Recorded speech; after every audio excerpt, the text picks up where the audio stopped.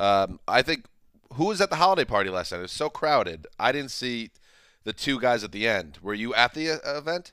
I was not, no. I had intentions to go, but the day changed my my ability to go. And you know what? I might be this close to starting it. Remember Finding Richard Simmons, the podcast? Finding Mark Sessler and any I already knew. event. Honestly, the one reason I thought about just showing up and making an appearance and then literally just finding Dan and then Ubering home was to prevent this narrative that you know why, though? I have been a total completist at these parties. That is a we like to hang out with you. That's that all. you had last year. We saw you. I remember Emeka and I saw you exiting as we were arriving. Well, you know, I think the so plus I think you had said, "Hey, Dan, I'm here," but then well, the +1 situation where you bring the significant other. In our case, we had to both get home for babysitters and stuff. In olden days, I mean, meaning like 2 years ago, I would just stay until the bitter end of the eve. We just want to hang out with you.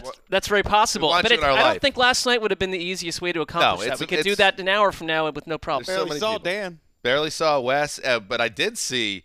You know, you want to talk about the holiday party and coming where Wes was at one point in his life, where he is now.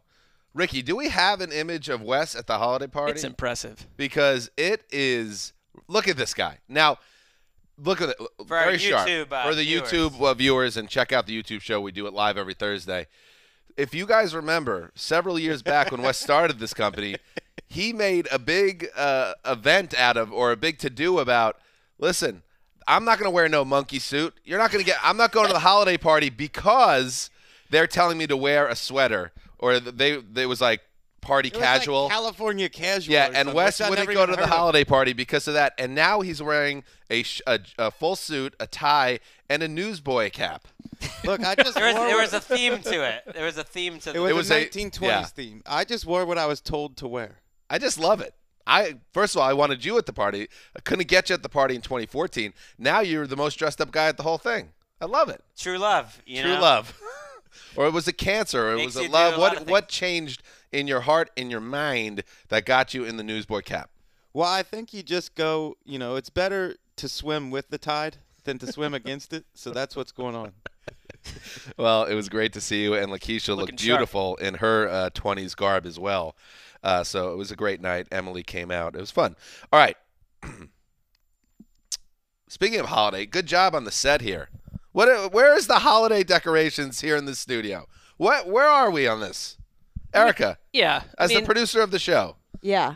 How about some holly, some wreaths, some throw a menorah on there if you want. Ornaments. Just give us something. Maybe is it in the graphics package at least? They do the little happy holiday. Bartlett's got a green blanket back there. I mean, I don't know. Is this this is the studio that time forgot in this on this complex? No doubt. Well, I think it's appropriate. The NFL in many ways, takes you away from your family during the holidays. So why be festive? That's fair. Don't think about what you're losing, your children's youth. It's a very Spartan POV, but I think he's right. Right, as my children are like in a plane, across the Pacific Ocean.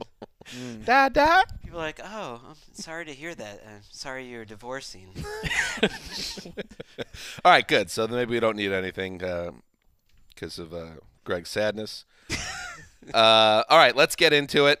Week 16 is here, and it's amazing. It's amazing that we've gotten all the way to this point, and this week has there's a little difference, obviously, in the quirk of the schedule. There will be no Thursday night recap tonight because there's no more Thursday night games. And in fact, there's only one Monday night game, which is one of the best games of the year, potentially, in Minneapolis. But we have 3 Saturday games to get to, and they're all interesting and fun. We'll put them as part of the draft process, and why don't we get into it? Greg, look at you. Ooh. On top of the world. Look at you. Picking first in the Week 16 draft. You and the Bengals. It is appropriate right before Christmas that I'm picking first. I'm going Saints-Titans. Early. Nice pick. Sunday. It's crazy, but I think this is the biggest game of the week, and at least the best game of the week, and the most entertaining, the game I want to see, the most with the most at stake, because the Titans are fighting for their lives. I don't want to see this Titans team go away. In a little bit of trouble now. They're like a big play, fun team. I think it's the best Titans team since Jeff Fisher was their coach, and their point differential would indicate that. Yet they're probably headed for a 4th straight 9-7 one way or another, unless they can beat 2 really good teams because the Saints have even more at stake. Sometimes the Super Bowl path isn't made in the playoffs. It's made in games like this, Week 16. I'm thinking of when the Texans slipped up last week and blew their potential bye. The Saints still have a pretty good chance at a bye if they win 2 straight games here. And they have to go on the road. We've shown lately that they're a complete team on defense, on offense. And I think they've kind of got that eye of the tiger that this is just – it's such a tough game to pick, and I'm looking forward to it. Well, we didn't see really the impact of Marcus Davenport and Sheldon Rankins' absence in the last game against the Colts, but we might see it here against Derrick Henry. That could be a factor here. Well, Andres Pete is out. You mentioned Larry Warford went down. We don't know what his status is. I mean, they're on both lines. The Saints are a little banged up, and you're right. It against the let's totally flop it out Colts last time, they didn't get anything done. But the Titans, to me, and whether they wind up 9-7 or not, and watching them even losing to Houston, there is something so different about this team, and it's on both sides of the ball. And you said it, Greg. Like, I don't want them to go away. Previous 9-7 Tennessee outfits that would roll into that final wild card spot, they couldn't be out of my life quicker. This time around, I'm rooting for them to make the playoffs. And it's funny that Ryan Tannehill would be the antidote to Marcus Mariota and what I'm about to say, but it's like more teams, when you are stuck with a dull, stuck-in-the-mud quarterback that leaves your offense lifeless, be willing to make a change, no matter where that person was drafted or anything. It's just weird that it's Ryan Tannehill, who was equally dull in Miami, has come in and flipped the switch, but he looks amazing to me. He has turned Jonnu Smith, Kari Blasingame, Anthony Ferkser, Khalif Raymond into big play threats in that offense. Derrick Henry. Talked about it last week. What's going to be the situation? He's got the hamstring issue, and it's okay though. I thought he looked okay. He had one run where he had a 23-yard run up the middle, but if you took that out, he averaged just over 3 yards a carry in the last 20 carries. He didn't look a little more sluggish to you? He did to me. Yeah, I is thought what I'm so saying, too. and it was obviously a small sample size. He still got the bulk of the carries. But this will be another game and a big test. They kind of need a big Derrick Henry game. The Saints offense obviously is humming, as we saw on Monday night. Henry has to be Henry. He did not practice at all last week leading up to the game. This week, he did practice yesterday, Wednesday, and I don't believe he practiced today. And I don't know if that is a sign of something or if that's just natural maintenance as they get closer to game time. But keep an eye on Henry and whether that hamstring injury is going to be something that continues to haunt him. Both these teams are so good in short yardage situations. I do wonder, though, offensively, the Titans are going to have to score 30, I think, again, because, Wes, you pointed it out last week that, their cornerbacks are a big problem. And watching them, it's like, yeah, they are. They're injured there, but their pass rush, in theory, could make up for it, but they don't really have a great pass rush either. So even though I'm saying this is the best Titans team, and I do believe that, it's not a special defense. Like, they're going to have to win by scoring on most of their possessions. And I think they can. I don't think the Saints defense is going to be as good without those two defensive linemen as they looked on Monday night. And you're assuming that the Saints offense, which has been hot indoors, will also be hot in an outdoor game, which Drew Brees, I believe, has played one outdoor game, completed one outdoor game in the last calendar year. Since week 11 was one. So, yeah. Good stat, good nug. I'm still buying the Saints, though. Me too. I do think they're going to win. Me too. I'm buying that their offense with Jared Cook. Me too. Everything is back. In fact, and you guys got on me last week, and fair perhaps, but I stayed true to the more than fair. I stayed true to the Vegas test. This week, I will ride with the Saints. I think a truly great Super Bowl contender is now cresting and building toward January. They're not going to slip up. Nice season by the Titans. They're at home, so it's certainly not going to be one where the Saints should be viewed as heavy favorites. The Desert doesn't think that either. But I think the Saints rolling all the way to 13-3, and to do that, they're going to have to kill the Titans. And I'm sorry to you Titans fans out there. It's nothing personal. I like this Saints team. I love what I'm seeing. Monday night was awesome, and the momentum is just going to carry on. Lock it up, the New Orleans Saints on the road. I'm picking the Titans to win this game, but I'm not locking it. Oh, yeah, listen to that masculine lock. That's a man locking a pad. Your cowardly lock has worked out perfect. For me personally, I loved your lock last week because, A, it showed that the mirror test was always a sham and people will use it for their own personal interest when possible. And you took so much garbage for it that now you have to come with a real strong lock. Why? Sure. I don't – but you sir, are the sham because we've always talked about – Sir. You and I are in lockstep on the mirror test, which is it has to be within a touchdown on the Vegas test, and it was. So why are you on my case? Because I just knew that the way this you was saw fun. I get you it. Didn't really. I don't know if it really passed the mirror test. I would say, like Dan, like you are it's your thing to come at us hard. If anyone's mirror or anyone's lock doesn't agree with your mirror for their lock. I'm not saying I'm above that. I'm happy that you guys came at me hard. And all I can say is I get it, and I said it when I locked him up, when I locked up the Seahawks, that it was right on the borderline, but it was a weird week, as we all agreed, so that's what I went with. Now, do I want to play hero ball and do what Wes did and lock up a bad Chargers team against the Vikings? Well, what does that get you? A pat on the back? Barry Harwood style? You've opened up doorways for us to do as we please from here on out, which is what I like about it. But I stayed within the Vegas test. Well, it is all completely subjective at this point. There is no rule. So. How is the mirror test a sham? But you're perfectly fine with the Lions being lockable against the Buccaneers. Because at least it's an outside source, Vegas is a sham. And one more point about this game, unless someone else says something else, that now after that brilliant game by Michael Thomas on Monday night when he went 12 catches on 12 targets, he is now just 11 receptions behind Marvin Harrison for passing Marvin Harrison. I've had him third in my MVP rankings, which is kind of silly because you only vote for one player, and he's way behind the other two. But to me, he would be number 3 in the most valuable players in the league. I don't think they survived without Drew Brees. I don't know if they'd survive without Michael Thomas. Speaking of surviving, how about you just stay right there at 142?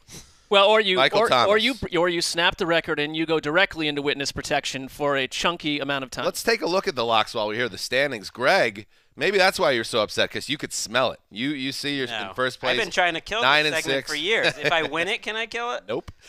First place 9-6. Mark, you dropped to 8-7. I'm at 7-8, and Wes at 6-9. Nice, but not out of it. But Greg does the picks column. If he doesn't win this, a lot of internal questions will be asked about. Designated assignments as That's a mountain of pressure. Yeah. Question about your MVP ranks. Why does he have to be way behind Russell Wilson? Is it just because you don't know how valuable a wide receiver can possibly be? Because you could argue he's been just as valuable as Russell Wilson. I don't know. I think Russell Wilson's season, not that it's underrated, but Russell Wilson has had a sensational quarterback season. So, yeah, I guess I just lean that way. Maybe he will get Offensive Player of the Year. They haven't split the award that often lately. I think for the last 5 years, it's just been the quarterback sweeps the same award, which is very boring. You should give Michael Thomas some love. Chris Wessling, you are up next. I will take that NFC East clash. The Cowboys at the Wind it up, Eagles. Wes. Oh, I thought you were going Giants at Washington there, Wes, with that NFC East class. Cowboys at Eagles. Ooh, I like it, Wes. We've got a Dak Prescott shoulder injury, which seems severe enough that they have to get an MRI, yet Jerry Jones is confident he'll be out there in top form against an Eagles team, which looks like they finally found something on offense. Something to hang their hat on, like 4 players. You've got Miles Sanders, you got Greg Ward, you got Zach Ertz, and you got Dallas Goedert. So that's a lot more than they had most of the year when they were trying to find anybody but Zach Ertz, anybody behind him to possibly contribute to their offense. So I don't think this is the blowout a lot of people are saying it is. It's some total mismatch where the Cowboys are obviously going to take this. Well, I would say this, though. After watching Dallas utterly execute the Rams, and I get that the NFL at this point is just this week-to-week guessing game, because whatever happened the week before has essentially apparently no meaning to what's going to happen 7 days later. But I am requesting that Dallas goes into Philadelphia and executes the Eagles, because if I have to pick one of these teams, and I've been saying it all along, the winner of this division will win a playoff game, I can see that happening in Dallas in the wild card round without any reservations. I thought one time you said it wouldn't happen, that they were going to get blown out in the playoffs. Yeah, we heard that as well. Well, so what you do is, and I've mentioned this, you kind of cover all bases. So what I'll have to do is have, and Erica will comply because she knows this is good for the show, bring up the correct soundbite and just sort of, put that out on Twitter and just say, this guy nailed it back in week 14. That is the way to do it. This is the warning. I believe I said on Tuesday's show. Don't listen to anyone that has a surefire take about how the Cowboys are going to look on Sunday. But it's the same reason why I don't think you're even crazy out on a limb, Mark, if the Cowboys did finish this regular season strong, that at home they could beat a team, even a Niners team. I mean, because you're in your building and it's the playoffs and anything could happen. They do have that type of ceiling that they can make noise in January. But the thing is, they could also show up. They could also not show up in Philadelphia. Like, they could absolutely lose 31. Well, maybe 31 is a lot of points for the Eagles, but they could lose, 24 to 9 or something in this game, and that wouldn't stun me either. No, that would stun me because the Eagles haven't played a complete game where they've looked good on both sides of the ball since September. I don't know. I mean, the Eagles are just not a good team. Like, they are at best a 7-7 team. If anything, they've almost played worse than a 7-7 team. Whereas the Cowboys last week, their offensive line can have this old school sort of takeover game. The talent on the defense, we've seen it, is good enough. Both their running games should feel very good coming into this week. I mean, Miles Sanders is the key player on the Eagles offense right now. And Ezekiel Elliott coming off his best game, and I think he's run well for a month, really. I just don't know what you're getting out of Dak Prescott. One thing that kind of slipped under the radar last week is they didn't need to throw. I mean, Cooper and Gallup combined for 35 yards a week ago. So this injury that kept Dak Prescott out of practice a little bit, and he's going to play through it, and he looked fine to me on the field when he did throw the ball. I don't know if he's going to be ready in cold conditions to throw it 40 times. Let's move on. I will dip into the Saturday games. Like I said, there's 3 Saturday games to choose from, and I'm going to go with the big AFC East showdown between the Buffalo Bills, 10-4, at the New England Patriots, 11-3. You remember the first matchup between these two teams, a very hard-fought defensive struggle, a game in which Josh Allen struggled mightily early on, but was within striking distance, and then got concussed on a hit, and at that point, the Bills just didn't have anything going on offense, and the Patriots won. So now we have a game where here we are again. This time Josh Allen is playing. This time it's in Gillette. And what do you expect here? This is another one tough to tell because the Bills defense is going to be hyped up for this game. They will show up. And we know, based on what we've seen, that the Patriots probably aren't going to find that gear and all of a sudden be shredding a team in December. This is a different type of Patriots situation now. So what does that mean? That means, again, we're in that same place, Mark. Josh Allen and that offense just has to find a way to make enough plays against an excellent Patriots defense without shooting themselves in the foot, which Allen is prone to do. The one thing I could imagine happening, because this is what Stephon Gilmore, who, Greg, you've been touting him as the defensive player of the year, and I think you're right about that. Let's say he just erases John Brown from the equation. And then you're Buffalo, and you've got Cole Beasley, and you're going to get a big dose of Devin Singletary. Frank Gore nailed him for 100-plus yards the first time they played, but that isn't exactly how the Bills wanted that game to go, in the sense that Josh Allen, to your point, has been anti-productive against New England. They've had his number in over 2 games, and what will be different, other than the fact that the Bills on national television are magical? I mean, they just are fun to watch, and they find a way just to get it done. And this is the ghost game where it's like New England, the same way that you look at the same way that the Pittsburgh and Baltimore has owned a bad team like Cleveland, and the Jets have been owned by the Patriots outside of a Rex Ryan interlude. Buffalo's history this decade or this century against New England is utterly abysmal. This is your best shot ever to make something different happen, because New England's offense has not gotten out of the rut that we said for weeks and weeks it might. It's a different Bills team than we saw early in the season. Back then it was, Devin Singletary has added so much to this offense. He's so nifty, so explosive. Ed Oliver's playing a lot better. Matt Milano and Tremaine Edmonds are playing better as a duo. My colleague on Game Debut, Andrew Hawkins, has kind of an old guys theory, and it's pretty simple. It's like old guys don't feel so good in December. Makes sense. It's like wrestling theory, right?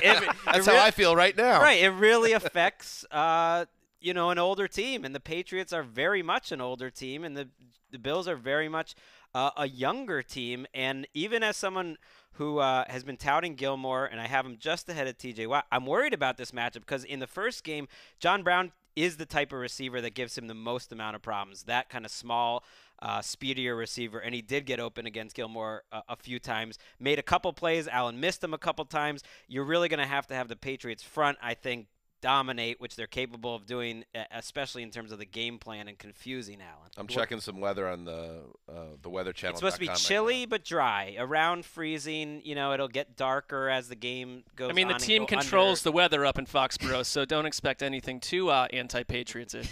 The Bills' defense has allowed 14 points per game during the stretch where they've gone 5-2. And I think their defense is – these are the two best secondaries in the NFL. Their defense has been almost as good as the Patriots over that stretch. And I'm wondering, Greg, which offense do you trust more right now? I put them around the same level. I think I trust the Bills' offense more right now. I do a little bit in a equal matchup. I do trust the Patriots defense more though, so I don't think it's equal. The Patriots offense does one thing well, and that's prevent turnovers. I mean, they're plus 24. That's double any other team in the league. It's just outrageous. It's really their 0-1. Yeah, the only thing they do well is prevent something? Yeah, they just don't make mistakes. It's very similar to 0-1. It's like Tom Brady, that offense was terrible. It's the worst offense very likely that ever won a Super Bowl. The Ravens in 2000, just the year before, might be right there. But what they didn't do was, like, they just punted a lot. They didn't have turnovers, and that's what they're doing. Like, there needs special teams and defense. It's ugly. Get Mo Sanu going. That's what they need. This is still kind of surreal to talk about, but you could make the argument since about midseason, since Week 9, Tom Brady's the worst quarterback in football. No, I don't think you could make that. I think let me just throw a couple things out there. Statistically, you could. He has the worst completion percentage in the league. He has the worst yards per attempt, which is a stat we track around these parts. We care. He has the worst passer rating. He is struggling on his quick routes, which is something that has always been a strength of his. He's holding the ball longer since Week 9 than his first 8 games, and defenses are not fooled by what the Patriots are doing. You could say, okay, but he's such a great game manager. He's Tom Brady. Yes, they're worse quarterbacks. But this is not a blip on the radar anymore. No. This could be the beginning of the end in a very real, not joking around, gradual decline way. And if that's the case, they're done, right? They're not. This is not a Super Bowl team. We're doing this again? We're doing it, but this time it's serious. Wait, no, I get it. I mean, I just said that they need to make the super. If they had any route, it's the 0-1 route, which is all defense specialty. You don't need to. It's very, very difficult. You need a lot of luck and a lot of other things to go your way. If you look at the PFF grades, he's closer to below average, more like, over the last 5 or 6 weeks. He started out the season, I thought, playing very well. Last week, I thought, was his very worst game of the season against the Bengals. He's missing open throws. Edelman is hurt, like very hurt. And I wish they didn't play him in that game because he was out there, just dragging his leg around. And then they tried to build the offense around Sanu. N'Keal Harry's getting more. So if you don't have Edelman and the line struggling, and Brady is also struggling. You're right. It's a lot of things. And if I was a Bills fan, I would be feeling good about this matchup. I'm shocked that the Patriots are as favored as they are. I would also go back to that Ravens game, and it was a terrible start for Buffalo. But in the second half, I give the Bills credit for resiliently fighting back and doing what they could and making that more of a game than it was. And then to turn around and go do what they did to Pittsburgh. I think they're playing a little bit better than the Patriots. I would still give New England a slight edge in this game because they're at home and everything, and it just wouldn't surprise me if they come together and play. I would think their good game. That's where the desert's probably coming from. The desert has them as a heavy favorite. That Foxborough in December when the chips are down love. No, the desert, it barely passes the test of even being able to pick this game, which is very it's very surprising. I want to ask you a big question, Greg. Okay. And this is not me twisting the knife. It's a real question. Is Tom Brady the quarterback of the Patriots in Week 1 next year? I think so, yeah. Okay. I think he would retire. I've already told you otherwise. he's going to be on the Ignore you know what? I know, but I asked Greg. These rock-solid predictions. I have perspective that, their offense is bad, but to me, they're still kind of a fun team that they're 11-3 and have a chance. Fun? There's nothing fun about this team right now. Yeah, they're different. Like, you've seen a lot of different Patriots teams. Yes, like there's not as much at stake when they've won as much as they have, but it's different, and they're still in the mix. They're playing big games. Like you said, well, at least the Bears fans gave them that one game that mattered in Week 15. As a Patriots fans, like, this game matters. I'm looking forward to it. Yeah. I'm looking forward to whatever the playoff games are. At this point, they're certainly not going to be the favorites. Hey, Erica, what's it like seeing your heroes get old? I mean, you guys are getting older every day. You know who's my hero is Erica Tamposi for coming in during this Bills-Pats game and switching out That was my very good. microphone because it was all messed up. I Mark. know. Tech Sorry. wizardry. Mark, you're up. All right, I'm going to take a Saturday game too, and I'm going to go. I like to organize my Saturday, which essentially is a day off, by taking the earliest Saturday game, which I'll plug in. I'll take my notes, and then I'll shift into more leisurely mode with the latter two games. So I'm going Texans at Tampa Bay, and you know what? This game's interesting. I feel like with the Texans, they intrigue me week to week because they flip-flop between good Texans, bad Texans, and I'm wondering, this feels a little trap game-ish because I know that for Tampa Bay, you don't have your top two. You don't have Mike Evans. You don't have Chris Godwin. That's a concern for Jameis Winston. But they're at home, which also, to me, because there's a big pirate ship in the distance, I'm not sure that's what I'd call a massive home field advantage. But the Texans often go on the road. What are you talking about? There's actually a battleship protecting the home team. Well, it's deployed sideways and it can't maneuver or actually. It's not in the water either. No, exactly. They are So- 2-4 at home and 5-3 on the road. So I'm saying, if you get a boat in water and have the cannons be applicable, and we can talk differently. And I mean, Bruce Arians has basically said we're going to have to come out and make our running backs our pass-catching weapons in this. And I'm not sure I really trust that committee backfield to do exactly the James White act necessarily. We'll see. But it's going to be a limited offense that was one of the most fun-to-watch, explosive offenses of the past few weeks. O.J. Howard's heated up. I think they finally figured out how to use him a little bit. They have no one else to throw to. Well, no one else. That's like, and for the Texans, it's interesting. It's like I never would have predicted. This is one thing that I would have if I had expensive possessions in my ownership, I would have willingly bet against this, that Carlos Hyde would have had a 1,000-yard season this year. I just did not see that coming. They found a way to get just enough out of him. And I just looked at what DeAndre Hopkins did last week in that fourth quarter, and he was held down for much of that game. And we talked about our wide receivers of the decade, and to me, he's just one of those guys because it doesn't matter what the situation is or what the quarterback is. He finds a way to get it done. I do believe the Texans are going to win this, and if I'm allowed to lock this, I would like to lock this game up for the Texans. I'm joining you on this one. Let's do it, and that's worked out once for us in the past, not the other time. You're locking up the Texans on the road. I like how the Bucs have played. I don't trust Jameis Winston without Godwin and Evans. It's a lot. I think this offense, though, betting against Jameis in December. Look out. It is tricky. They've won, 4 straight here. Their offense, to me, is so good that they will be able to move the ball anyways.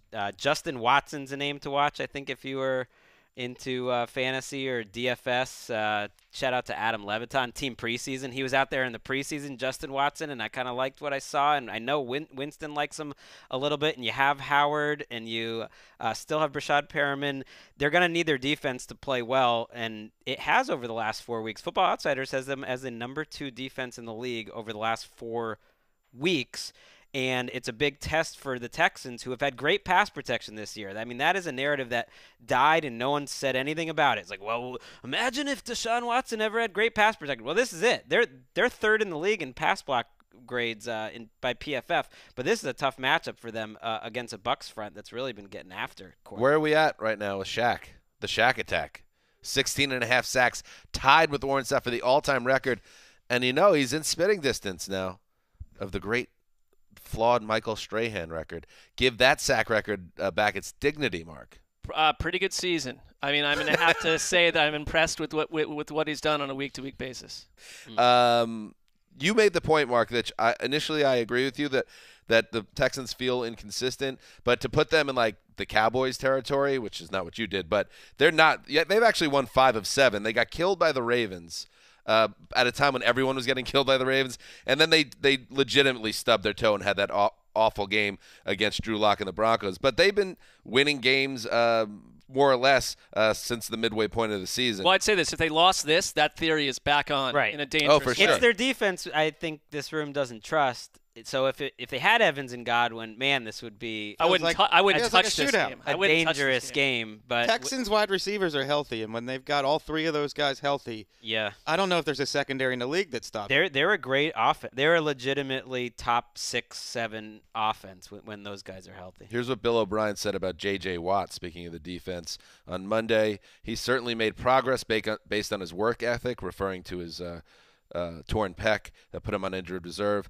Who he's working with in the training room, we will see. So he's non-committal on it, but it's lingering out there as a possibility that Watt returns. And one last point. I reached out to the great NFL media research team led by Jeff Greenholt's What a job company. they do. And I met Mackenzie at the holiday party, who's a wonderful woman, and she's been a great help all season. But Jameis Winston, he's sitting at 30 touchdowns, 24 interceptions. If he can just throw 6 more picks in the last 2 weeks, Oh, it'd be beautiful. he would become the first member of the 30-30 club. Mm. 30 interceptions, 30 touchdowns. Well, the key is he's got to. It's possible with these I think he'll wide be in that receivers clubhouse out. alone for many more decades to come, too. The key is he's got to throw an interception on the first drive. That has been the key to, I think, 4 Bucs victories. If Jameis throws, that's like seeing the groundhog come out. As long as he throws an interception nice and early, the Buccaneers usually win. That's true. All right, let us move on. It is time for the snake.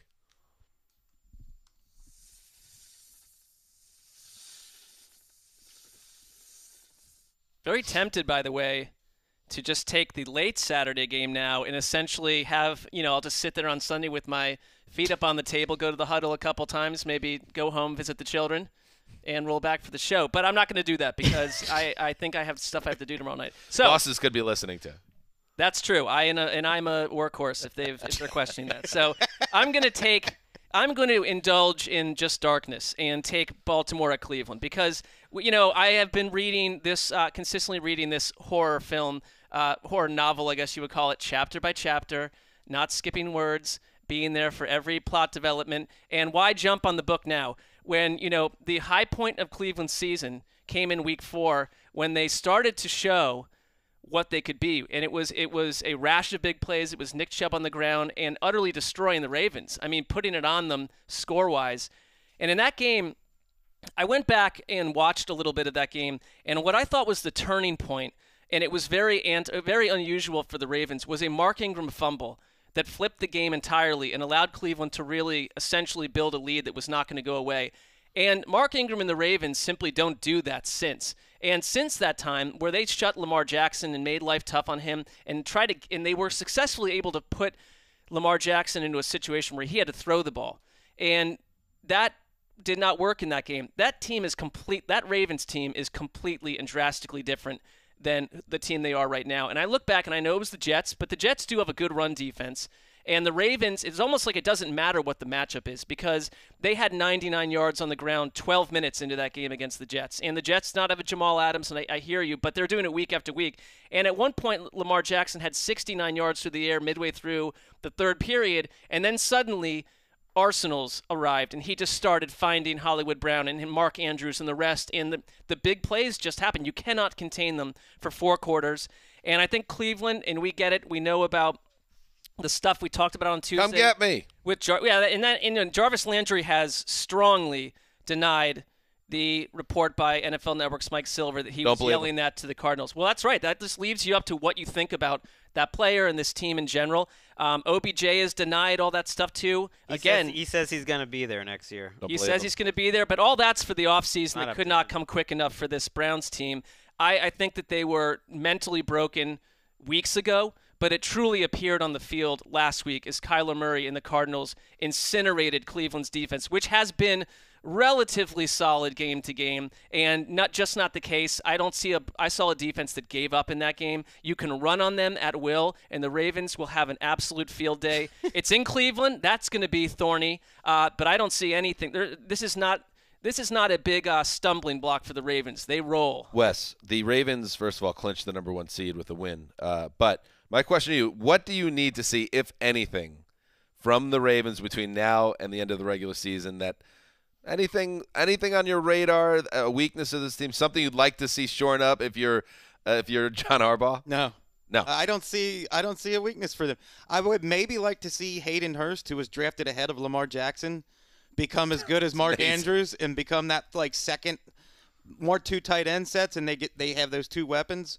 Maybe Hollywood Brown is playing like he did early in the year instead of like going in the tank like he did the last few weeks. But there's nothing about the Ravens that really works. Well, it's just stay healthy. They're so healthy. Their entire team wasn't even on the injury report. I think Brandon Williams was the only guy, and he's even practicing. So not only are they the best team in the league, they're among the healthiest. They have a ton to play for.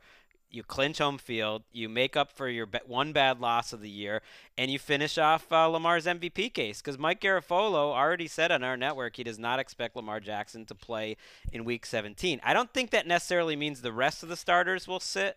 A, it's hard to do that. B, I think they might just roll out RG3 with a bunch of other starters. I'm more curious in this game of Baker Mayfield and the Browns, and I know we've all given up on them, but the way the Ravens have transformed the most is defensively since Week 4, and they just blitz you like crazy. And Baker's just hasn't responded well to when he's seeing a lot of different looks, and this really taxes you as a quarterback playing the Ravens. What disappoints me most about the Browns is on a team with Nick Chubb and Jarvis Landry, they lack toughness.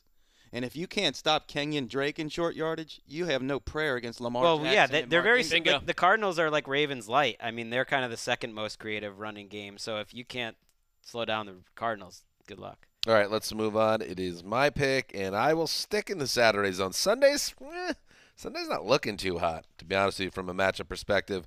But Rams at Niners, the primetime. But you're taking 2 Saturday games. Look at that. So you are doing what Mark did. It's savvy. I plan to grind on Sunday as well, but I just want to pick the best games in the draft to be true to the draft and talk about a good game, which is way better than any of the other Sunday games remaining, to be quite honest with you. There is some trash remaining. So let's talk about Rams at Niners. And, do I want to kill the Niners for losing that game of the Falcons? Nah. I mean, they've lost 2 of 3. The Ravens loss, that was painful. Justin Tucker at the gun. The Falcons loss, as bad as it was, and it was how it ended with the Julio Jones touchdown, is rough, but it didn't hurt them all that much. It just kind of more took away their margin for error. If they beat the Rams and then they go to Seattle in that huge Week 17 showdown, which I would think is going to be in front of Al, Chris, and Michelle, hopefully, they're the number 1 seed in the NFC. So it's still all out in front of them, and they get a Rams team that maybe they kind of catch a break a little bit. If the Rams played well last week, they beat the Cowboys, and they are surging at 9-5. You get this titanic showdown, and the Rams are believing in themselves, and they're on fire, and they're saying we're good. We want a ticket into January. We want to defend our conference title. Well, maybe they're a little deflated after getting their butts whooped at Jerry World, and the Rams team that shows up is closer to the one that disappointed us for most of the season. I like the Niners a lot in this game, and I'm curious what you boys think. I agree with you, but the Rams do have something to play for. The fact it comes on Saturday is the NFL really lucked out with this NFL Network triple header. It's really good. And they lucked out that the Rams will be alive still. I mean, only 4 things need to happen for the Rams to make the playoffs. They need to win 2 games, and they need the Vikings to lose 2 games. But if you're the Rams, you're playing your division rival, and you're still alive for the playoffs. Crank it up, Greg. It's a big game. I mean, I don't think if they lose, and I expect them to, and that's why I'm locking up the 49ers. Oh. It's not going to be because they're not motivated. They couldn't have been any more motivated last week, and they just didn't show up. I think George Kittle is having one of the greatest tight end seasons of all time. He is like future All-22 analytics film buffs are going to talk about this season in hushed tones. The way he's taken the fight to you on every single play, like 2013 J.J. Watt. He is just – you got to shoot him with an elephant gun to bring him down. How does he compare to you to 2013 Rob Gronkowski? He is – I think he plays with a faster game speed than Pete Gronk. He is faster than Gronk. He is just as physical as Gronk. He is a monster red zone blocker, but no one in history of the NFL is the red zone weapon that Rob Gronkowski was. And his hands and body were so underrated as a red zone threat. Kittle isn't that guy as a receiver in the red zone. I didn't get around to watching that game till today, and just Kittle catching huge passes downfield in so many different ways. It's like slants. It's at the sideline where he's knocking someone out with an elbow before he pulls in the pass. I thought in that game that the absence of Richard Sherman was a huge reason they lost, because every time I looked up, this guy Emmanuel Mosley was getting scorched by Julio Jones, and it wasn't all big plays, but it was like the Falcons just were consistently moving the ball. I think that's just how damn good Julio Jones. No, it's all but I think Richard Sherman could have made a bit more of a difference in there. They get back Sherman. They're getting Sherman back, and they're getting back K'Wan Williams, who plays a lot for them. So that's two of their top cornerbacks return, and a lot had to go wrong in that game for the 49ers to lose, including Kittel fumbling was a huge play. They almost could have won the game if he hadn't switched the ball, switched it in his hands and fumbled it. And they're a team like the Saints that should have their eyes like on the prize, and that was a stumble, and I think they'll be embarrassed from it. And they have a good history against Wade Phillips' defense. Kyle Shanahan's put up 30 points in 3 of the 5 meetings against Phillips, and that does not include the game earlier this season, which to me was the moment where you realize this Rams team could just be overmatched because they were so physically dominated by the 49ers in that game that I want to see that again out of the 49ers. We haven't seen a good 49ers blowout in a while, and especially since I locked them up. Just make my Saturday night easy. Right? And, Goff has this stiffness in his right throwing thumb situation. That's not great. And the splits for him, because the Niners are banged up, but they still have Bosa. You've got Buckner. You've got Eric Armstead. When you can rush Goff and get in his face, like his statistical splits are ghastly. I mean, he's not the same guy under pressure, and he threw a killer interception last week that flipped that Cowboys game on its butt. The 49ers have 3 sacks in the last 3 games. They haven't been as good up front either, so I think they want to kind of get that defensive mojo back. This is the right O-line to go. That's right. Wes, to your point about Kittel and how it's more than just the passing game, how he affects the Niners. He's the centerpiece of that offense. According to Next Gen Stats, because of his ability to make plays and all over the field, he changes the way it looks around the line of scrimmage. The box isn't as packed when he's able to because they have to follow him. And what you have is yards per rush with Kittel on the field, 5.0, without Kittel, 3.4. Rushing touchdowns, 15 with Kittel, 3 without him. They're just a totally different offense when he's back. He was playing on a broken ankle at one point this season, but now he's back and all the way back to himself, and everything flows through him. They were averaging like literally 100 rushing yards less per game when he was out with that injury. Wow. Incredible. All right, Wes, you are up. Oh, you took my game. I know. I was hoping to get that. I thought for sure nobody wanted the Saturday Well, we all get to night watch game. it. We all get to watch it. It's okay. I just didn't want an extra game on You Sunday. can even still comment on it the next day as you see fit. So. That one's going to be hard to recover from. Okay, I will take Steelers at Jets. Look at that. That was a nice job. Well, I'll still be watching that game, too. Well, that was I just going by my board. That's number fair. 1 left on my board. You I could like always watching make a the trade. Steelers. You could always make a Open trade. for business. You could always make a All trade. right. Offer me the Saturday night game for the Jet game. Wait, the one you really wanted the Jet game, but No, you offer the trade. Okay. No. All right. Fair enough. That was like the GM app in real life. That was exciting. I was surprised to hear that people expected Tomlin to consider benching Duck Hodges after last game.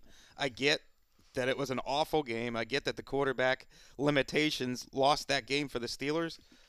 But come on. What he did in the few games before that compared to what Mason Rudolph was doing? Yeah, I guess it was just the nature of how almost defenseless. Well, that's not the right word because we're talking about offense, but just how limited they appeared when they needed that big score in the end of the game. They came out throwing. And they just couldn't, and Hodges was just not up to the task in those last 2 possessions.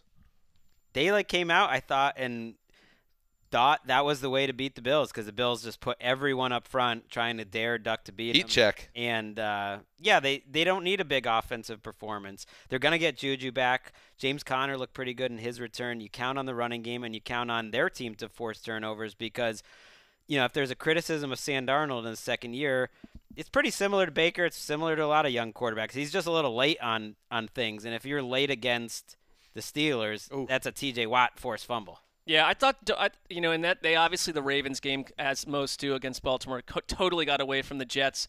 But the Jets, who have been awful on third down and stuff, had a rash at one point in the game where they converted 7 third downs. I thought Darnold made some really good throws in that game, and then it went south. But yeah. I would be more hopeful, and this is not me trying to, make a salvo to Dan here, but I'm a little bit more hopeful with streaks of Sam Darnold's play than what I've seen from Baker for chunks of this season. I think they're close because I think some of the issues are similar for young guys, but Darnold has less around him. Let's start right there. He's got a terrible offensive line, and Le'Veon Bell has not been what they thought. I wonder, does this count as a revenge game, Le'Veon Bell versus Steelers? Not that he's going to be able to, impose his will, but I don't know about that. I think my biggest concern for both Sam Darnold and Baker Mayfield is the organizations they're attached to. Yeah, it's fair to be concerned. And there's nothing through 2 years of their careers that makes me feel any better about that. If you put if you put those players in better situations with management and the players, well, Baker at least had a good core around him, but coaching and all that, that any young quarterback's going to get a little fouled up, and I fear that's what's happening with both these guys, and hopefully it changes. How unpredictable. Yeah. I don't want to, I know you're not going to root for them to look bad down the stretch, but the fact that they have to play the Ravens defense, the Steelers defense, and then the Bills defense in a row, and you've still got that 6-point performance in Cincinnati pretty close, it is still very much on my radar that there's a way Adam Gase could lose his job, which I think might not be the worst thing long term for Sam Darnold. Just it's such a hard slate that's a recipe to have 3 pretty tough games in a row. Yeah. That's their playoff run. I mean, and I'm not sure. It's brutal. Adam Gase is a playoff coach. Look, if Tom Brady and the Patriots are playing those 3 teams in a row, they're not scoring either. It's just I wonder if the emotion of how this season might end for the Jets could affect things. We know the Jets defense is capable of putting together a pretty strong performance, and I would think this was a recipe for an upset, but that T.J. Watt and Bud Dupree, the way they're playing, and Cameron Hayward going up against this Jets offensive line feels like it almost feels like upset proof. Like that's the matchup that's going to turn in this game in the Steelers' favor. Titans fans are big Jets fans this week. They need the Jets to help them out. They'll try it. I'm certainly not too confident. Jamal Adams has a, quote, very high chance of returning against the Steelers, so that is such a big piece. He is the George Kittle of the Jets defense. Previous Mike Tomlin teams, you could count on one game a year where they go on the road and lay a ultra gigantic egg, and I don't think this is that Steelers team. Yeah. All right, let's move on. Picking next is Greg Rosenthal. Yeah, you really hurt me there. I mean, you're sorting through corpses at this point. I really am. It doesn't matter. You're in a morgue Bone right now. collector. You're just opening up the little refrigerators with the toe tags popping out. I've got two games, I guess, in a row here. I'll take the Cardinals Seahawks because that's the only other playoff team I think that's still available, right? This is a game that could be fun. I know the Seahawks' one victory all season that was easy came against these Cardinals. So the Seahawks have the same amount of 2-score wins as the Bengals this year, 1. And so you expect it to be close at the end. And I know they matched up well with Arizona last time, but I would love to see Kyler Murray have a signature moment. He played really well last week. And that's the type of thing that if you're a number 1 overall draft pick, and they've really had a good year offensively, Kenyon Drake's fun to watch. I think this Seahawks defense is beatable. They haven't been as good at home this year. They're very banged up this week.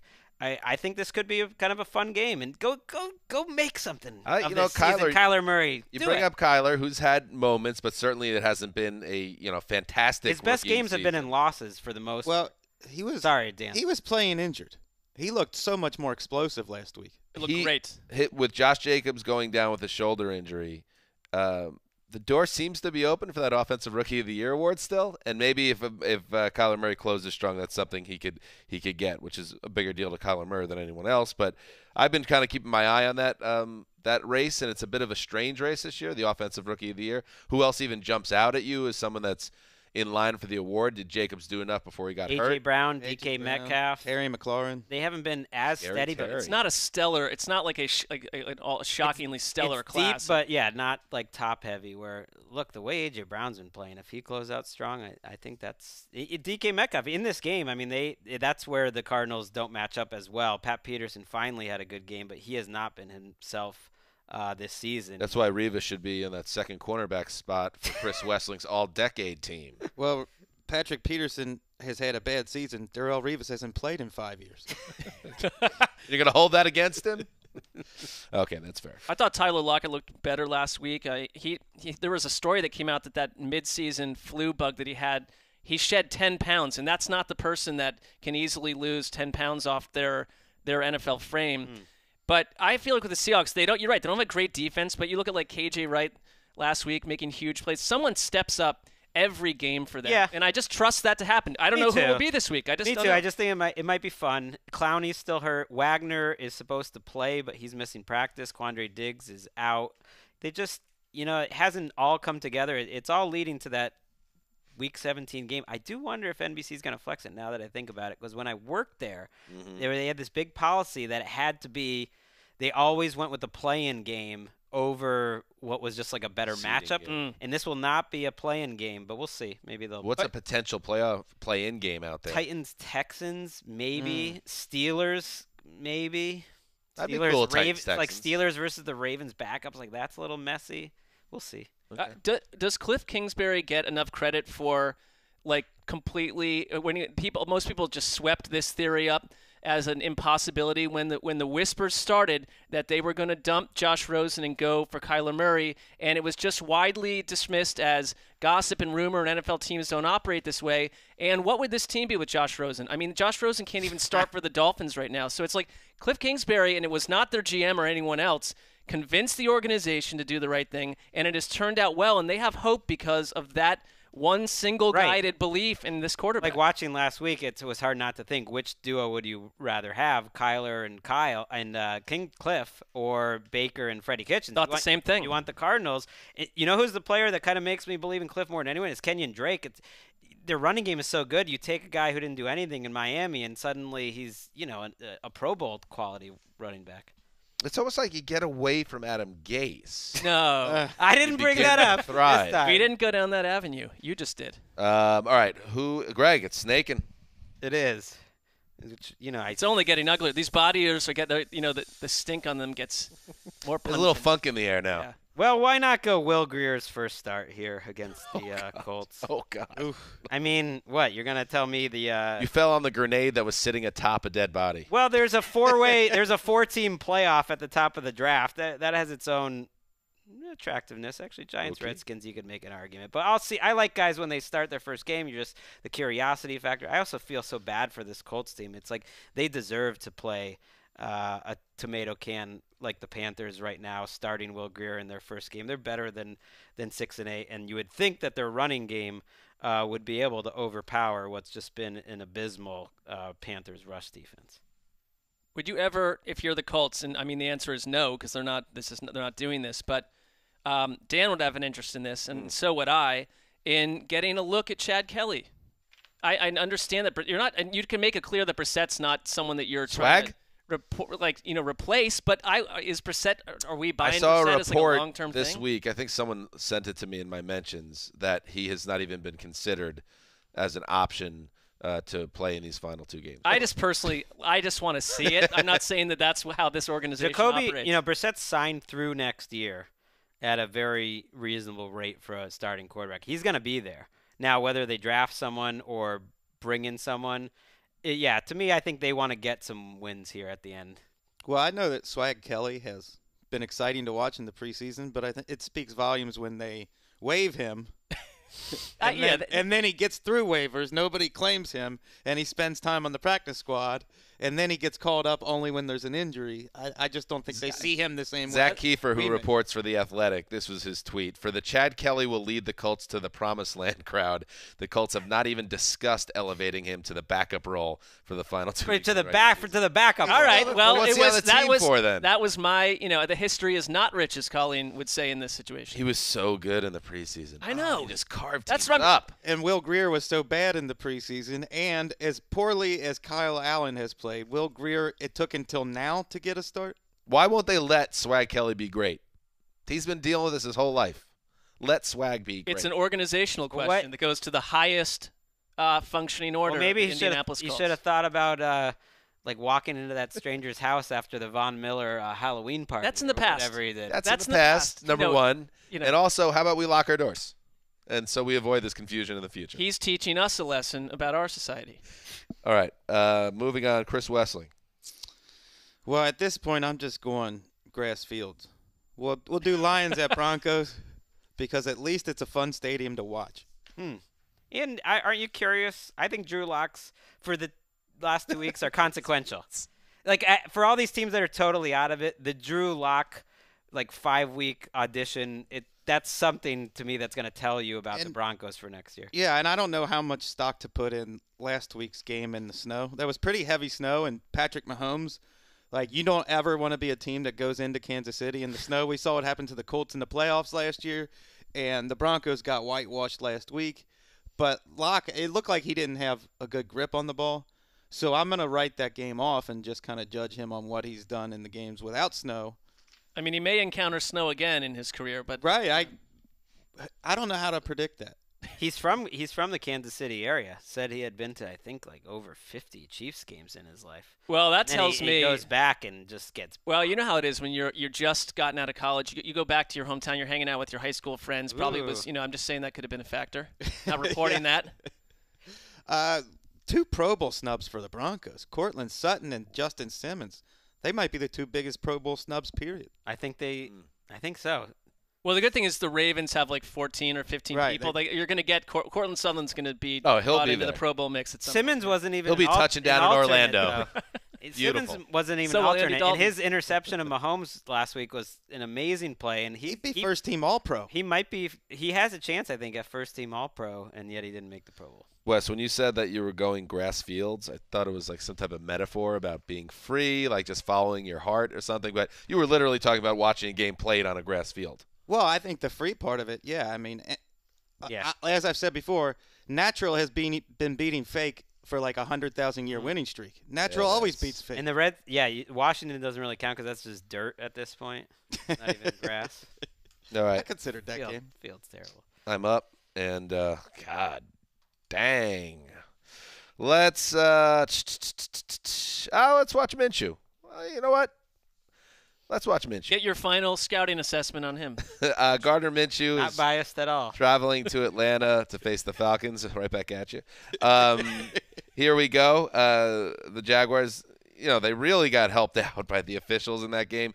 As we mentioned, I believe John Gruden was given an apology by the league, which is almost worse than not getting an apology. It's I know that in that game too, please. That's the NFL taking accountability, but what is it? I mean, it doesn't bring the W back. Maybe it's hey, Al Davis, you shouldn't have gone after Pete Rozelle so hard. Right, you think gotcha. They're deep roots here, so. So yes, ruling Derek Carr out of bounds really is what led to the Raiders going down the tubes and the Jaguars getting that win. But good for Jacksonville. They still had to march down the field, and we saw some Minshew magic to make that happen.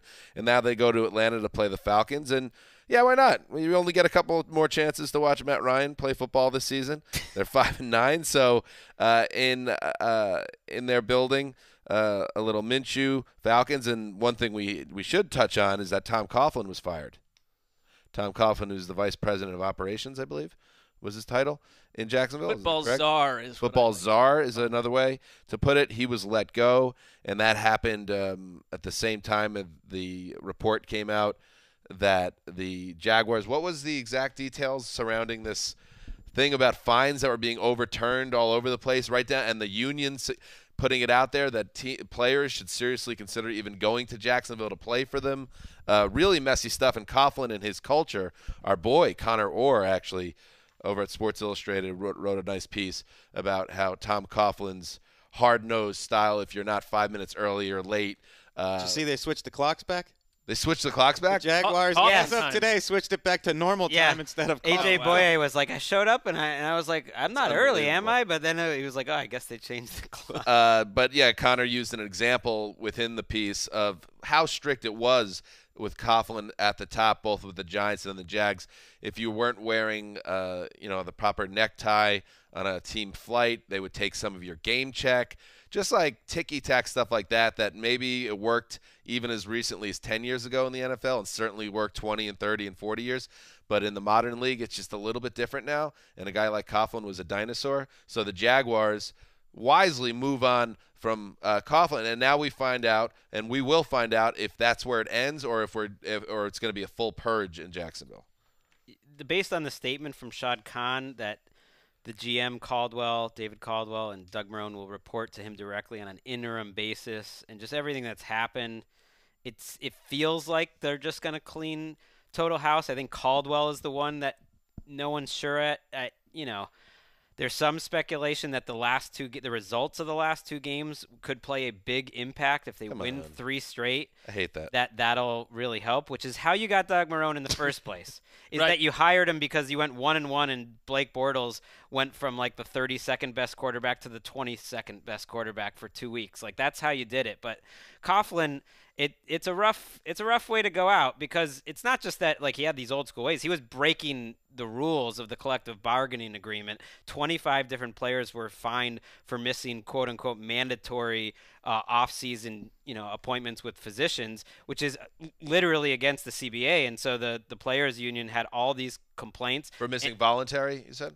Well, you can't require players to Right. get your treatment at the facility Right. in the off season, and they were requiring them and they were fining them. But also other stuff like Leonard Fournette being on the bench last year. That was a $99,000 fine. Right, they fired him. That got overturned. Like there's a bunch of fines that they found that Come on, Granddad. the whole rest of the league, I think, added up to less than half of all the cases than the Jaguars have had over the last 2 years. So the NFLPA said you should consider that, and I think that's why Khan just decided to fire Coughlin right now, not even wait 2 weeks. I'd say on the flip side, the Falcons obviously last week they're playing hard. They go out and upset the Niners, but they are weirdly 2 wins away from being 7-9, and I would say maybe saving Dan Quinn's job. I mean, I'll say some teams you can feel them floating away and the players are not responding, and it's hard to watch. But the Falcons are not that right now. Well, they This were every 1-7. year, though.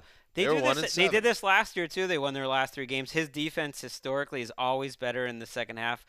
I don't know. I've been reading that, but I'm surprised. My thing to me, is, their like, disappointment at 7-9. Dan Quinn is a little bit of a Ron Rivera thing to him, where a lot of people around the league think that Dan Quinn is the guy and a great coach, and situationally maybe not in the greatest situation for him in Atlanta this season. But who are you? You're gonna remove him, and again, you have to go find out that you're gonna get someone better. I thought I'm not about sure. locking this game, and it didn't even pass the old desert test. Really? That's how much the desert is a fan of Yikes. the Falcons right now. Well, Julio Jones, just a word of praise about him. This is why you keep playing your stars when you're eliminated from playoff contention, to see responsible for 20 of his team's 23 points in that game.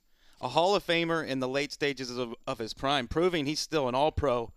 And you better pay attention, because put me on that All-Pro list with the way I'm playing. And how about this? People are paying money to go, to these games. Yes. I'm with We'll you, see by the some way. Julio Jones. If they go 1-7 and then in the first half and close 6-2, I think he keeps his job. I'm just saying, a lot of it's like, is there this amazing candidate? Is Bill Parcells 2.0 sitting out there, and the Falcons are the team that wants to go chase him? There's no one out Well, there. you know like who is out there? Todd Bowles. One of Bill Parcells' old lieutenants is out there and he available. Tom Coughlin. Well, that low stakes happen. All right, Mark, you're up. All right, I am in this draft, by the way, has just unfolded in beautiful fashion. I have one game on Saturday. I have one game early on Sunday, and I am now going to pick the final 4 o'clock Eastern Time Standard Time Zone start with the Oakland Raiders at the Chargers. Congratulations, Mark. It took 16 weeks. Someone got a perfect draft finally. And it's Well, Mark. it's just the way I want to do it. And it's the Raiders. 4 games in a row you've lost? Come on here, people. And, Nice. Wait, was that written out? what? Was that written No, I out? just like a 4-game losing streak. I mean, it's just He was looking absurd. down That on was a the piece of paper. single greatest moment of analysis on the history of this podcast. I want that to be a drop. Two very Come on, people. absurd teams. I mean, the Chargers have the worst turnover differential in the league, tied with the Bengals, and they look like it half the time. And I thought that a couple weeks ago when they flamed Jacksonville, that Rivers had awoken for what would be potentially a 3 or 4 game stretch to close his career in Los Angeles. But then no, last week happens and they totally melt. So these are 2 totally unpredictable, but more they are predictable in the sense that they're unreliable week to week. I don't find the Chargers that fun to watch. The Raiders crushed me last week, and I locked them. I told Sky Sports at halftime that you could bet houses, you could bet cars. They are not losing this game, and I came at it hard. And it's like the 88th time in a row I've told Neil Reynolds and Sky Sports something, and it's gone south within a half an hour to an hour after. So I don't know why they still employ What's a me good at thing this point. you rent and you don't even have a car right now. Well, it's not my possessions, but I mean, I was telling other people to go do it. So I have no idea who will win this game. I mean, you So don't you're have saying there's some people in London right now with broken kneeccaps because of you? I think it's possible. You and Rainmaker should take your show on the road. It's possible. Off the road. The Raiders are not playing Josh Jacobs in this game. Trent Brown is on IR. It feels like the moves of a team that just doesn't want any further damage. John Gruden said Packing up the boxes. after the loss, as they were packing up the boxes at the Oakland Coliseum, poor Josh Jacobs couldn't even get his shoulder pads off. He was in so much pain after the game. So it makes all the sense in the world. Then. Well, I guess it was the last game, and there was some juice to it, but it makes all the sense in the world to shut down what's a really great rookie season overall for Jacobs. I did find to forget that Raider Nation does get their annual LA game still every year. So I'm sure that it'll be mostly Raiders fans today. I mean, on Sunday rather. Yep. So the goodbye will continue. And the next, those games now every year when they come to LA are going to be even more like Raiders heavy than ever. I think John Gruden's going quarterback shopping this offseason. We're back here now. I'm not saying he's going to cut Derek Carr, but I think he's gonna fall in love with somebody in the draft or chase another quarterback. The way they've played the last month, and the way this offense has been so limited all year. The beat writer for the Las Vegas Review-Journal, Vincent Bonsignori, he tweeted that out this week, which got some attention. That he thought there would be changes at quarterback. He left it vague, but he was on the side. John Gruden falls in love with quarterbacks easily. Well, and also they honored Derek Carr by giving him this season, and there was last off season there were all these whispers that John Gruden wanted quarterback X, Y, and Z. They had Kyler Murray in their building. Right. I wouldn't be surprised at all if they fall in love with a free agent or someone else. Right. They'll see what they can get, and it's like, is that better than Carr? And there's a chance maybe they won't get anything better. All right, Mark. Great draft, Svengali. You're up again. Well, and I'm picking, I believe, in this snake situation for either Nick Shook or Jeremy Bergman.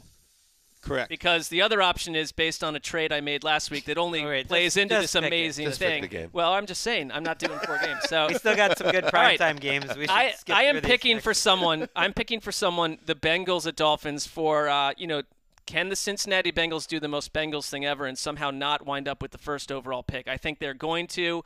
But what concerns me a little bit, I would put it in one game comment, is that Joe Mixon actually has been awesome the past couple weeks. He tore up the Patriots a week ago, and the Dolphins, for all their hopeful little moments, the one thing they've consistently absolutely stunk the joint up with is allowing running backs to, if they're in a tough place, totally break out week after week against Miami. So I could see Cincinnati controlling this game if you don't get any big mistakes, and they should win. And then suddenly you've got a showdown scenario where the Dolphins play the Patriots the week after. And the Bengals play the Browns. So the Bengals would have to win 2 straight. I think it's possible. I thought about locking up this game. I'm shocked that the Dolphins are favorites. I just think Cincinnati's much better right now. Belichick called Joe Mixon the best running back in the league after that game. It was a pretty wild statement. He's playing like George Kittle at running back. Like, you really have to that run he had against the Patriots where or was it the Browns game where he looked like he was getting a 10-yard loss and he broke about 7 tackles? Had one against the Patriots that was unbelievable. I'm looking at my favorite website, tankathon.com. Just a great name. As we know, Cincinnati's 1 loss away from Joe Burrow. The Giants are at 2 right now. The Dolphins at 3 and the Redskins at 4. All are 3-11, but it's about strength of schedule. Who's got the weakest strength of schedule of that group, and right now it's the Giants. And then I'm taking a look. They do a nice job here. That Khalil Mack trade, Bears-Raiders, that's still going to bear fruit for the Raiders. They, right now, where it is now, that's the 18th overall pick going to the Raiders. That's the Bears pick. And the Jalen Ramsey trade, the Rams right now, that's a top 20 pick. And, of course, that Minka Fitzpatrick Dolphins-Steelers trade, 22. Right. Jaguars, and the one reason you get new people in is they have 4 number 1 picks over the next 2 years. Oh, and the Laramie Tunsil trade is 23. So right now the Dolphins are at 3, 22, and 23. Is the EOB sitting pretty, especially with that Tunsil trade. Stills got to sign him. I get it, but for this season, if there was any risk of him losing his job, he kept himself employed. All right, I'm up. I will take the first game I see. Giants at Redskins. Daniel Jones practiced fully on Wednesday. That tells me, as it should tell everyone, that he will be back in the lineup, sending Eli Manning back to the bench. I as far as Funny how that all worked out. I was a little suspicious to begin with, and now I'm even more. in what way? Let's hear That that. they just wanted to see a little that the ownership wanted to see a little Eli Manning. They didn't want Jones playing like through an injury. I'm sure that there was truth to all of it. I think that's fair. I A think lot of they were people like, questioned that. we I have mean, a Connor cushy Orton. And hey, it worked out. It Especially was home game. by far the best moment of the year for the Giants was that win last. Eli was the backup, so by necessity, when Jones gets hurt initially, he's in a tough spot at Philly. But then it's like, well, DJ's banged up here. Let's get a home game, say goodbye to Eli, and then get back to business. And you get the Redskins. And I will say that if I'm a Redskins fan, there was a period about, 5 weeks ago, maybe even 3 or 4 weeks ago. And remember, we were dissecting that sideline conversation between Dwayne Haskins and the offensive line, and it felt like the interim coach, Greg's boy, Callahan, was purposely trying to end games as quickly as possible, and Haskins just looked overwhelmed. I feel like the last couple of weeks, there's at least something to point at Haskins and be like, there's a little bit of growth here. Like, didn't you guarantee that his career is going to flame out because of? Yes. Okay. Yes, but I'm pointing out what is fair, which is that he has looked better. No, I did not like him taking selfies after his first NFL win. I will never like that he did that. But yes, he's obviously got the arm talent that he hangs in the pocket, maybe holds onto the ball too long. But I don't see him as a total disaster right now. I see him in like a Baker Mayfield, like a Sam Darnold, a young quarterback trapped in an unhealthy situation, and hopefully it gets better for him. I'm going to be curious to watch this because of the young quarterbacks at some point. But both quarterbacks are in systems offensively that they're not going to be in next year. Right. So it's just one of those. Not going to be in 3 weeks from It's now. the situations where you even don't know what you're going to take from their late season performance. Just drawing up plays in the dirt in the huddle for every play. I love it. I would watch that game in a second if you're just telling me they're just going to play schoolyard football in week 16 of a meaningless football game. Sounds fun to me. Like Sign that. me up. Wes. We've got a little breaking news. We do. Let's just throw it in. Let's throw it All in right. the show right now. The Patriots have declared Julian Edelman out, or questionable rather, for Sunday's game. Well, I would questionable. not have gone breaking if I had read it correctly. They list like 48 players This is questionable tough. every week. They just brought a whole new crew in to go on air with this breaking news. All of those people's their Christmas vacations were Questionable. interrupted. Boo this man. You got the guy in the background playing the piano, breaking news song I here. thought it He had to said- be called in. I thought it said Sweating out. on a synthesizer. Yeah, Well, you know what? The number 5 overall PFF cornerback this year, Jonathan Jones, is out. How about that? No. Slot cornerback. This is not one of your Hasn't finest been. moments. And you know what, Ricky? Let's John not edit Jones. out of the show because this could be a learning lesson for Greg, the humiliation that will come with this breaking. I mean, people needed to know Jonathan Jones. He's been great in the slot. It's a matchup with Cole Beasley. Hasn't missed a You game cannot all year. win this argument at this Wow. point. I read it wrong. Wes, close out our Sunday slate. I don't think see he any more has. games. We've moved on to the. We're into the prime time. Yeah, that Oh, was, yeah. good. All right, Wes, you're done. Good job, Wes. Way to Thank get out of there. Okay. And Mark, I think it would be unfair to stick our buddies Shook or Burgo with games that bad. So I think we're just going to handle those games. We being not me. Yes, I you have already. 4. That would be Wes based on the trade that I We'll made. we'll be very quick on them. Yeah, we'll be quick. We're not gonna- My hands are clean. It is going to Wes or one of those two people. You guys figure it out. All right, here we go. Sunday night football. The Kansas City Chiefs, 10-4, looking very good in the snow last week, especially that defense. Travel now to face the Bears at Soldier Field, which, if you're a Bears fan, this was a game you were so excited about when the season began. It looked like it was a showdown, maybe even a Super Bowl preview, but it's not the case because the Bears aren't going anywhere but home once they finish the regular season. The Chiefs, meanwhile, Greg, and you called it. On Sunday you said don't look at 23 points and think that the Chiefs aren't figuring things out on offense. If you watch that game, that looked like an offense that is taking off in a big way. Now, could they use a better running game? If Andy Reid could have done it again, would he trade Carlos Hyde for a backup offensive lineman? I don't know, maybe not. But the running game's not there, but the passing game is humming. And I imagine even against a good Bears defense, the Chiefs aren't going to be denied. Could be a tough spot, though.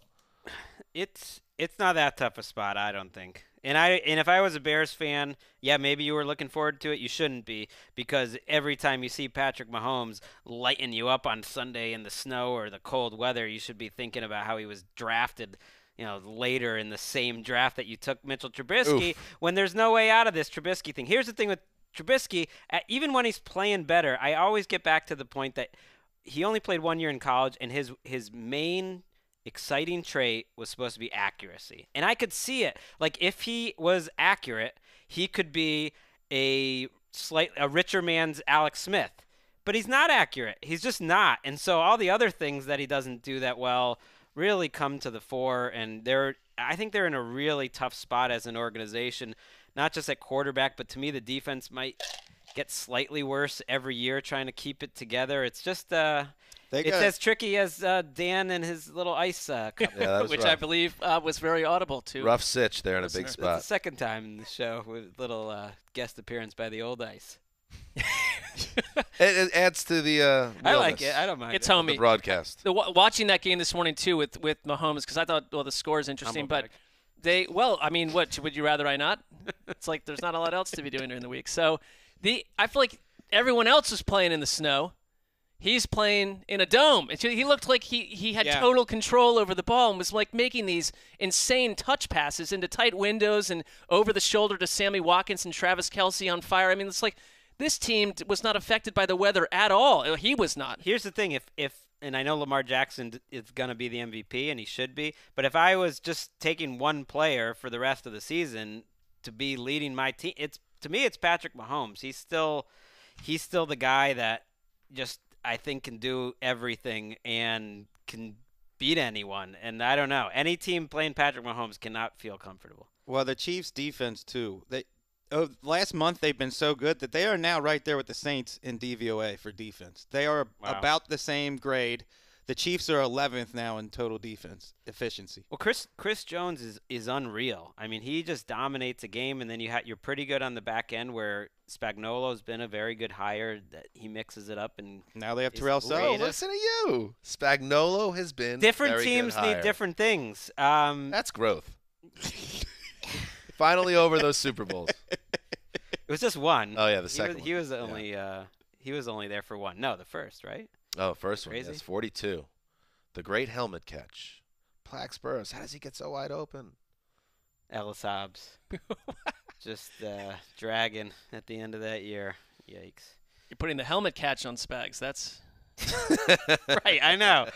Ty Warren just yanks him down. Greg, Nick Kwiatkowski, Bears inside linebacker, is going to rank pretty high in our free agency rankings. Somebody's going to pay him. If it's not the Bears, somebody else is going to pay him. He's been better than Trevathan was. Well, now after getting that inside info, I'm going to rank him artificially low just to balance out Wes's nice. overzealous. Good strategy. I'm not saying top What a peek 7. behind the curtain. Well, that's usually Sausage what is happens. made. I usually have to rank Geno Smith 300th in order to balance out Greg's ranking. Gino's a free agent, I think, this year. Gino will never sign another multi-year contract If in you his life, look at Greg. the improvement that the Seahawks offense has made since Geno Smith, what's the change for the Seahawks this year? He's a good coin flipper. Geno. Yeah, he's done some nice coin toss action. All right, Monday Night Football. The Green Bay Packers 11-3 at the Minnesota Vikings 10-4. This is massive because obviously we're talking about the Vikings with a chance to clinch a playoff spot with a win. If they lose, as we pointed out, the door is open. If Rams need to win, take care of their business, but the Vikings can lose out and miss the playoffs even at 10-4 right now. So the game has so much meaning, and that's even beyond before you get to the fact that, yes, the NFC North and potentially a bye is on the line. So this is one of those games that really affects so much in the NFC, and it's a game that, Wes, you pointed out many times on the show about how the Vikings are a great team at home. And that's what I would be the most nervous about if I'm a Packers fan. We've talked about Green Bay, how maybe a team that doesn't have a lot of big wins on the ledger, that isn't blowing you away on a week-by-week basis, especially on offense. The defense has been up and down. Do they have what it takes to go on the road in this type of setting and win a huge game with the division on the line? I think it's obviously a huge test that's going to teach us so much, and we'll finally learn whether the Packers are legit or not. What do you think? Well, I would pick the Vikings to win, but I also think maybe we've been a little too hard on the Packers. Okay, that's fair. They are 11-3. After watching that game, I thought Rodgers was a little bit better than I expected. He made some great throws, but that's not really his problem, is making great downfield throws. They have so many just misses all the time. It's the fact that they couldn't move the ball in the fourth quarter with a lead. But they have shown improvement on defense, I think, and Kenny Clark is playing at a much higher level the last few games than he was at midseason. I think this defense is playing a little bit better now. They're a boomer bust offense. They're big play. They have Aaron Jones. The whole thing of like Aaron Rodgers doesn't have weapons, please. He's got the best tackle combination in the league, the best continuity on that offensive line. None of them have missed a snap all season. He's got Devontae Adams, and he's got Aaron Jones, too. Well, you're mixing up the idea of what a weapon is and what the offensive line was. Right, but I'm saying, usually viewed okay, as a and he's weapon. got Devontae Adams, and he's got Aaron Jones. They've got enough to be successful, but they're boomer bust in terms of their offense. Why They're don't big they- plays, and they're not like chain-moving type of plays. They're not I put that consistent on with how they use Aaron Jones. Why aren't they running him 20 times a game? Yeah, I mean, and no Dalvin Cook. That bothers me about this game a lot. Ian because- Rappaport has reported he's unlikely. No one else is as aggressive, so Ian is out on a limb. Way to go, Ian. No, I'm giving him the credit. Doesn't sound like he's Cook's right. going to be there. And they did up until this morning. There was doubt that Alexander Madison would play, their backup, that he's got an ankle issue. But it sounds like Mike Zimmer said he has a good chance to suit up. But if you take away that from the Vikings, I just don't. Both of these teams I have doubts about in general, and the fact that Green Bay, if the way this season plays out, I just trust that the football deity is above will not allow us to have Green Bay as the second-seeded team when this thing shakes out. They are the least second-seeded team I could ever imagine on planet Earth. When you've got the Saints sitting out Really? there. The Saints are sitting out there. Give me a break with the idea that the Green Bay Packers are the team coming out of this amazing NFC with the bye week. I'm not You buying think in a that. Heck, just they can- world it would be 49ers and Saints in 1 and 2? I think it would be. I'd be fine with Seattle and the Saints, Oh, you're or still in the corner. or San Francisco, where the They Saints. could be the 1 seed. I mean, it's possible. It's unlikely that the Packers would be. Who do you guys has had? Which quarterback in this game has had a better year? I'll put that up. Cousins. I mean, I trust Aaron Rodgers more instinctively to do anything, but Cousins has had the better season. Right. I trust Rodgers more too, but Cousins has had the better year. Statistically, Kirk Cousins has had the better year. It's not even close, I would bet, statistically. And I'm not that worried about Cook being not there. I mean, the running game when Boone comes in last week, I know it was the end of the Boone's game, looked but good every time he's Madison, played. the offensive line's played better too. They've protected Cousins. Cousins had all sorts of time against the Chargers, even against those good pass rushers. I think this is a game of the defense, though, for the Vikings. They should be able to win this. I mean, they've been building this defense for 6 years. They spent more resources on this defense than any team in the league in terms of contract extensions, including like 6 first-rounders in the secondary. You've had Zimmer. Like, if you can't win this game at home against LaFleur in his first year and a little bit of an uneven Packers thing, it's like, what have you been doing building up this group and great continuity? It's so hard to have the continuity that they've had. The dirty little secret is this defense has choked more times than Kirk Cousins. Yee.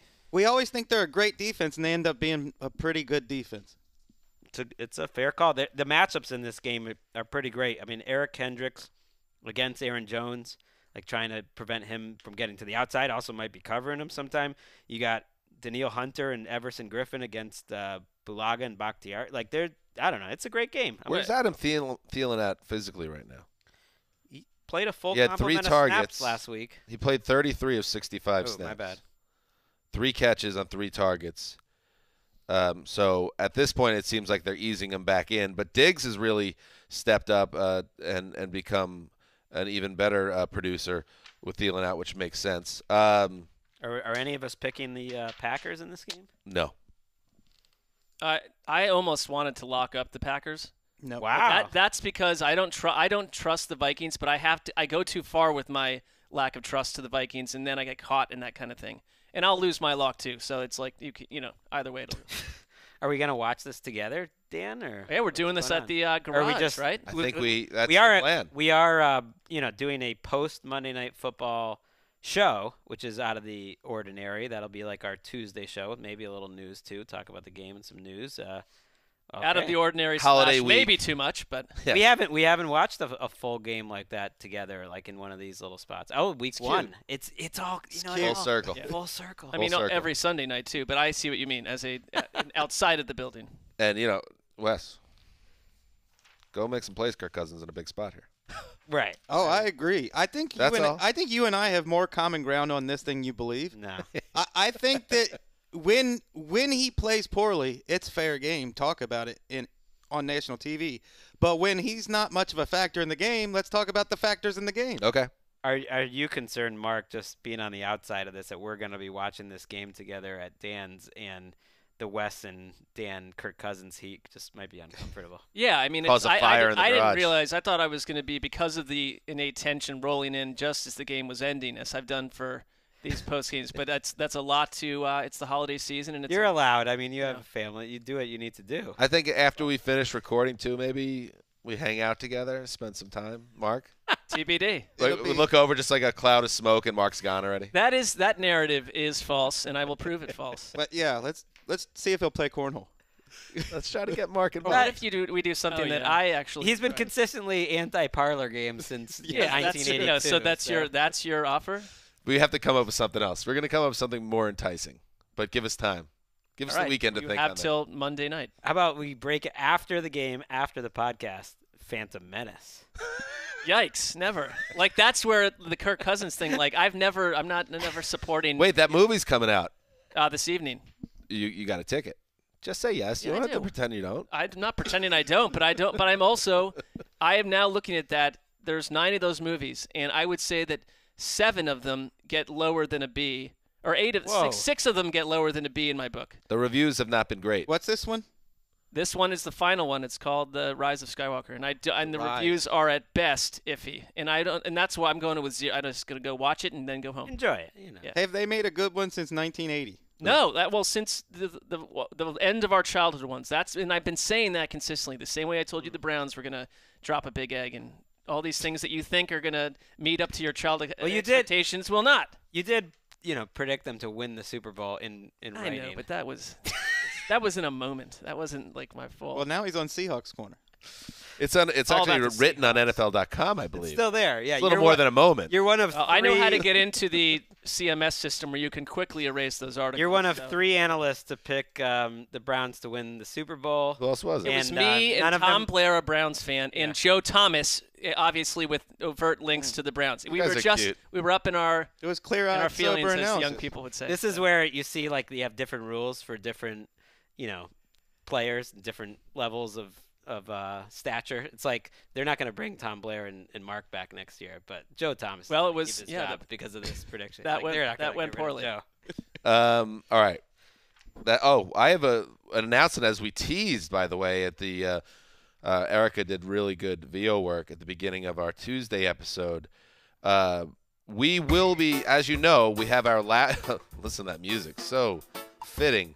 Our live show at the Super Bowl. We do it. It's a new tradition. We did it last year in Atlanta, and we had a great time. We're going to do it again this year in Miami at the Miami Improv. Around the NFL podcast live show on the Thursday night before Super Bowl 54. It's going to be a lot of fun. The 4 of us, Ricky, chopping it up, and with an audience there, and liquor. Oh, the liquor is all available to you as well, at a charge. But what's better than watching the heroes? And we're all together, and after the show, of course, we'll chat with the fans. So join us. So attend a live podcast taping at Super Bowl 54. Check the link in the bio on our ATN Instagram page. Nice. You'll find the link to go get tickets at the Miami Improv Thursday night before Super Bowl 54. Nailed it, Dan. It's also on the Miami Improv website. So if you don't have Instagram, well, get with the times. I have them, and that's part of my bookmarks on your that improv theater's been in my bookmarks for years. So it all works out so perfectly. you could Google it. That now we're live all over. I just tweeted it. I mean, everybody, it's everywhere. Cool. Get No your excuse. tickets. They won't last, according to people with knowledge of the situation. Greg? I trust those sources. All right. Implicitly. All right. That's it for today's show. The next time you hear from us will be Sunday night, where we recap all the games we just previewed. Thank you to everyone, as always, for listening and continuing to support the show. We love you. This is Dan Hansa signing off for Quiet Storm, the mailman, the old boss, Rick Hollywood. Behind the glass, the whole gang, Christy, Bartlett, Brady, Zach, till Sunday.